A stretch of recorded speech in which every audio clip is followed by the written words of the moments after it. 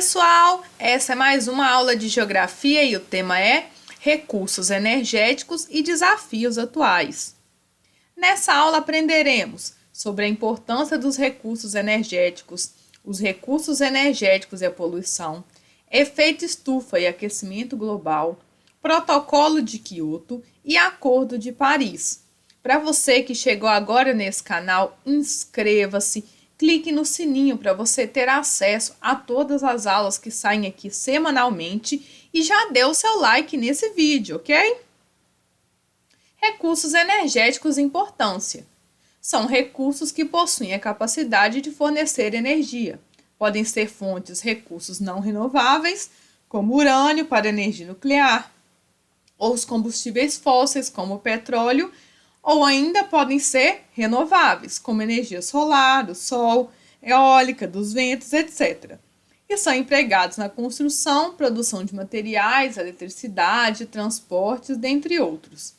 Esses recursos possuem serventias essenciais para a vida humana moderna, como iluminação, possibilitar a locomoção, funcionar as máquinas e os motores. Dessa forma, elas podem ser consideradas como facilitadoras do trabalho humano em diversas situações. Na nossa aula anterior, nós aprendemos a diferença entre os recursos renováveis e não renováveis e conhecemos diversas fontes energéticas. Então, se você quiser ter acesso a essa aula anterior, basta clicar no izinho que vai aparecer aqui em cima ou ao final da aula você pode clicar em uma das telas finais, ok? Recursos energéticos e poluição.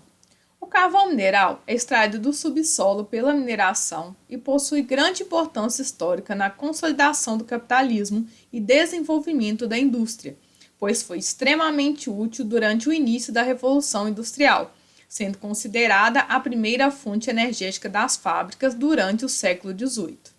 Porém, ele é uma matriz energética altamente poluente. Então, inicialmente, desde a época lá da Revolução Industrial, o homem já começou a aumentar muito a emissão de poluentes na atmosfera. Porém, isso foi feito primeiramente porque não se sabia que haveria essas consequências que nós temos hoje no clima global, etc.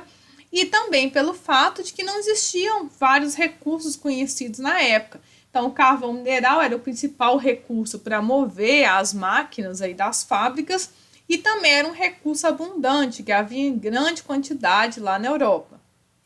Os problemas causados ao meio ambiente devido à utilização de fontes poluidoras está relacionada, aliás, fontes poluidoras, né? Está relacionada ao aumento em seu efeito causado pelas emissões dos chamados gases estufa, como o gás carbônico, o metano e os clorofluorcarbonos, os CFCs.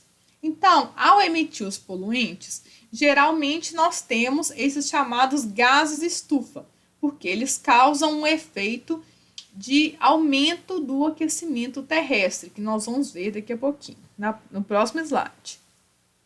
As emissões de poluentes. A maior parte da matriz energética mundial é composta de fontes não renováveis, igual o carvão mineral, o petróleo.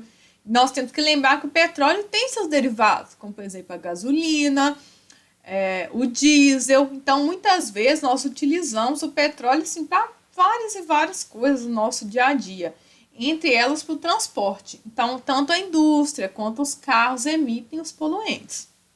Seu uso precisa ser racional, pois eles são finitos. Então, nós já aprendemos na aula anterior de que os recursos não renováveis eles são finitos, ou seja, eles acabam.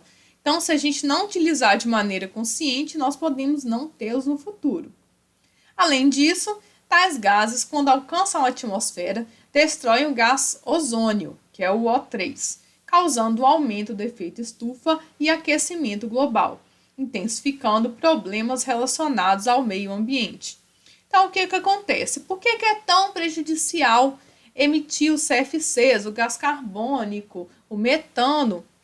Porque eles são gases estufa, ou seja, na hora que eles chegam na camada da atmosfera, do qual está o ozônio, que a gente chama popularmente de camada de ozônio, essa camada ela é destruída pela influência desses carbonos, etc. Por quê? Porque o ozônio, que é o O3, reage com esse carbono e isso destrói a molécula de ozônio. Então, o ozônio, essa camada de ozônio, ela serve para proteger a Terra dos raios, né, ultravioletas que vêm do Sol. Então, se nós não temos essa camada, o que vai acontecer? O Sol vai entrar aqui na Terra sem nenhum tipo de proteção. E isso vai, logicamente, aumentar a temperatura da Terra, que é o que nós chamamos de aquecimento global. E uma das consequências desse aquecimento global é o derretimento das calotas polares e aumento do nível do mar. Por isso que eu coloquei para vocês essa imagem aqui ao lado. Protocolo de Kyoto. O aquecimento global gera uma modificação ao meio ambiente e tem como principais consequências o degelo, né, com o derretimento das calotas polares, que levam à elevação do nível dos oceanos e desequilíbrio ecológico da área da Antártica e Groenlândia, ameaçando as comunidades que vivem no local, que podem ser extintas a um longo prazo. Visando diminuir as consequências da poluição das indústrias no processo do aquecimento global, os países têm se reunido em conferências mundiais em busca de soluções para minimizar, ou seja, reduzir, ações poluidoras de maneira mais efetiva, principalmente pelas indústrias. Um dos principais acordos desse tipo foi o Protocolo de Kyoto, em 1997. Então, hoje, essa questão do aquecimento global, ele não é um problema de um país, ele é um problema do mundo. Então, por causa disso, os países têm que se reunir, porque não adianta eu reduzir as minhas emissões e o país ao lado não reduzir, não é isso? Porque, de toda maneira, vai afetar a dinâmica global.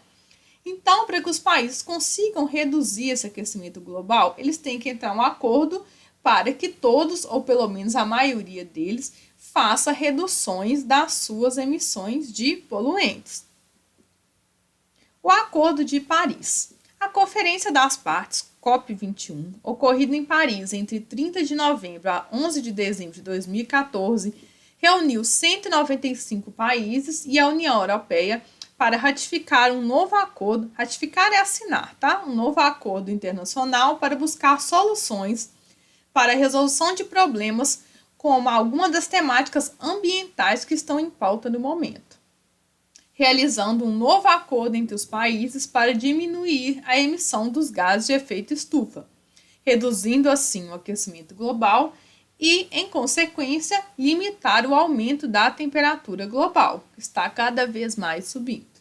Resultou dessa conferência o Acordo de Paris, assinado em 2015, tem como objetivo principal limitar o aumento da temperatura mundial a 2 graus Celsius e, se possível, 1,5 graus Celsius até 2100. Pessoal, então é isso. Obrigado por terem ficado até o final da aula. Dê o seu like, inscreva-se e até a próxima. Tchau, tchau!